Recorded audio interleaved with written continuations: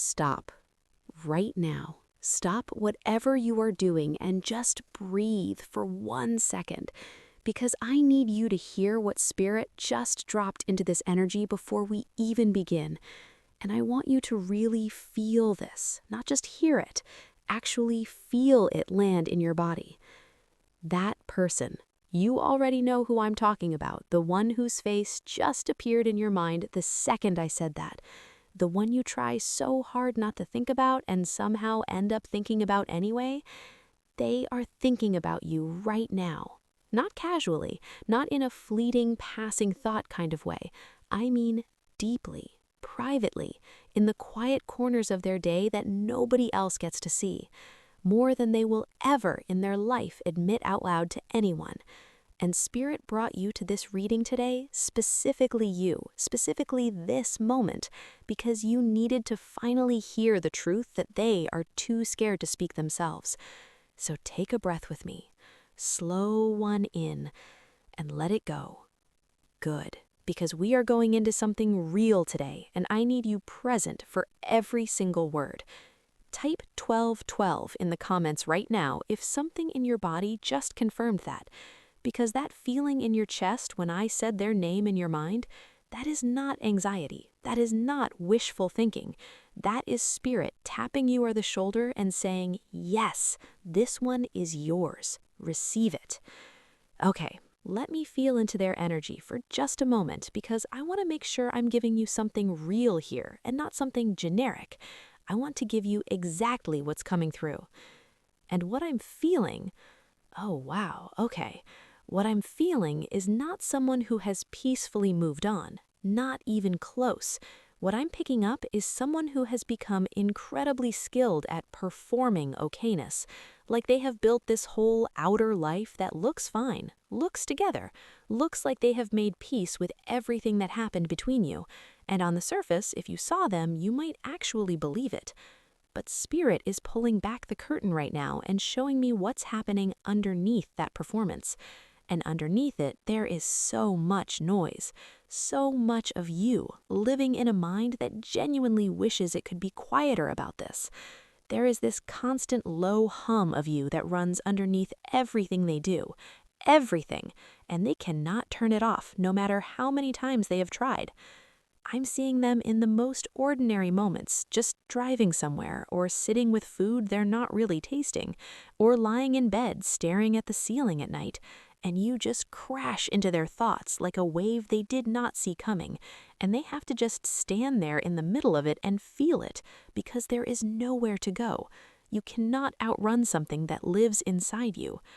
Drop a heart in the comments if you have been sensing that energy from them, even through all the silence, even through all the distance, because your intuition has been completely correct, and Spirit wants you to know that right now.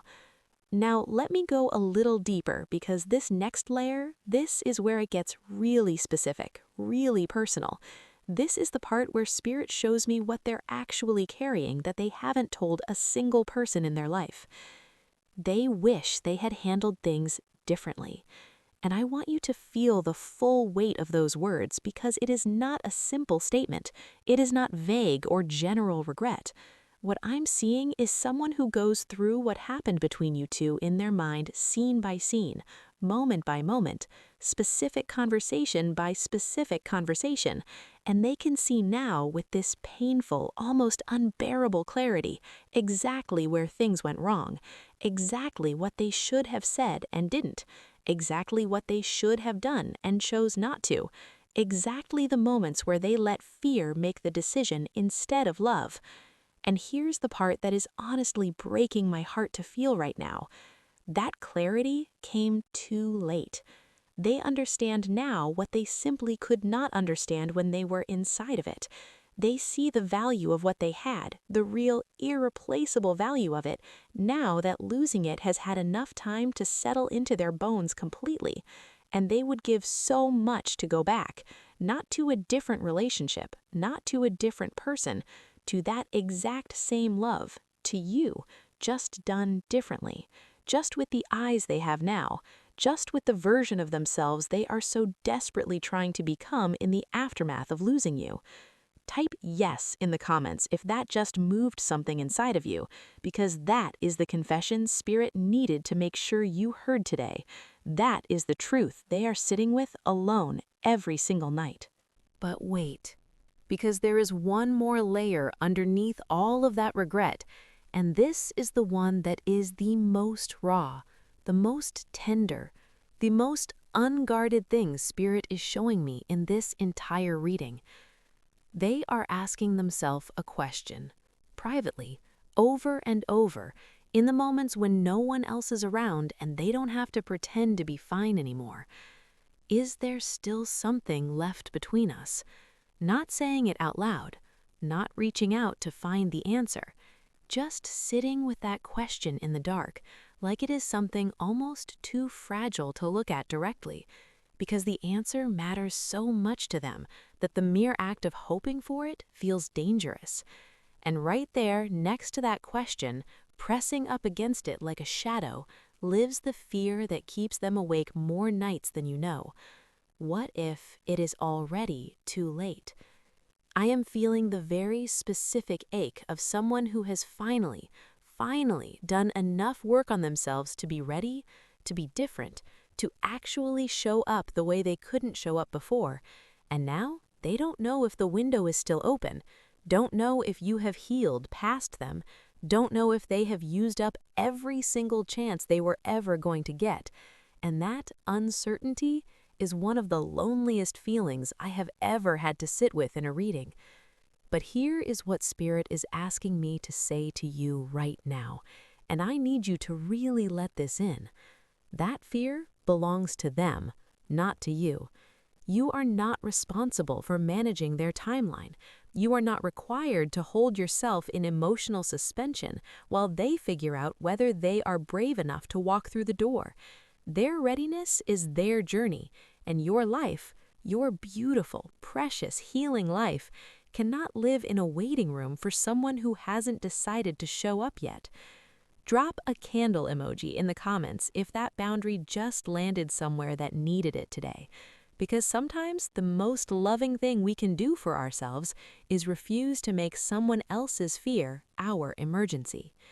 My beautiful, guided collective, thank you for being here today.